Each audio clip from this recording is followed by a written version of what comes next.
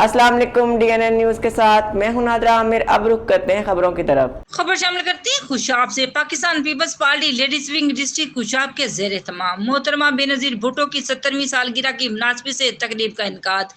PPPP ladies wing district Khushab کی president تحتیر Sabira سمیت دیگر عہدیداران کارکنان کی شرکت۔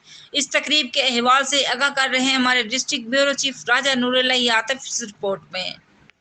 Pakistan Peoples Party ladies wing district Khushab کے زیر اہتمام محترمہ بے نظیر بھٹو کی 70ویں سالگرہ کی مناسبت سے ایک تقریب کا انعقاد کیا گیا، جس میں ضلع تحصیل خوشاب اور خوشاب شہر کی خواتین عہدیداران نے شرکت کی۔ تقریب میں محترمہ بے نظیر بھٹو شہید کی ملک و قوم اور جمہوریت کے لیے دی جانے والی قربانیوں کو زبردست خراج تحسین پیش کیا گیا اور اس دن کو تجدید عہد کا دن قرار دیا گیا۔ لیڈیز ونگ کی عہدیداران و کارکنان نے اس امر کا بھی عہد کیا کہ ہم ملکی وقار اور استحکام پاکستان اور جمہوریت کی بقا کے لیے اپنے جمہوری مشن کو جاری و ساری رکھیں گی۔